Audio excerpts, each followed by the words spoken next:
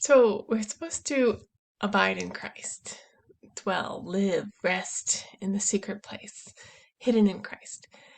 In the garden, they walked and talked with God. That relationship was broken by sin, and the blood Christ shed for us restored that relationship. We can again walk and talk with God. Oswald Chambers talks about the sanctified imagination.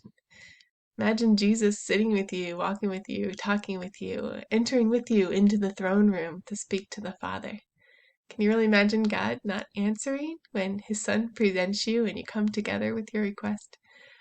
Now, again, this isn't method. Don't write a book about all you imagine. This is about relationship. Relationship is not 10 minutes of Bible reading with a little prayer attached each morning. It's a life lived together.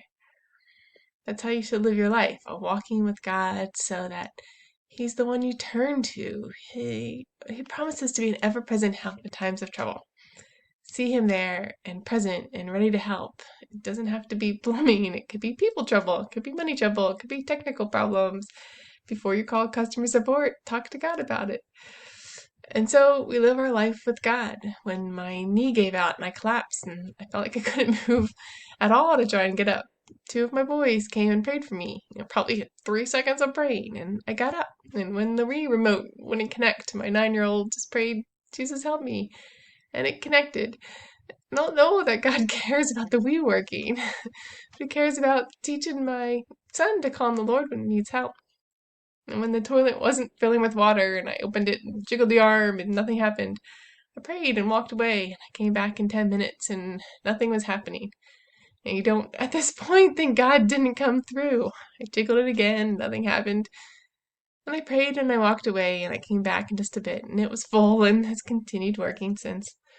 When you can't find things, pray before you run around driving yourself crazy. This winter, our neighbor lost his cell phone while snow blowing. I prayed out loud and asked God to let us see it, and it was found within the minute after he'd been ready to give up. If you've been following the stories, you'll know that I'm still learning to seek him first. I usually try to solve troubles myself first and then go to him.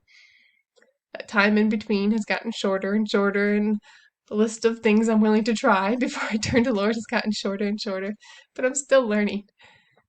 God is training me to walk in calm confidence.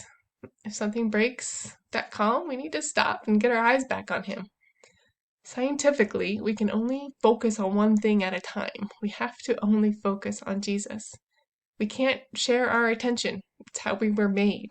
We were created that we can only give our attention to one thing at a time. And we have to pay attention to him. Jesus had that figured out, and I don't yet.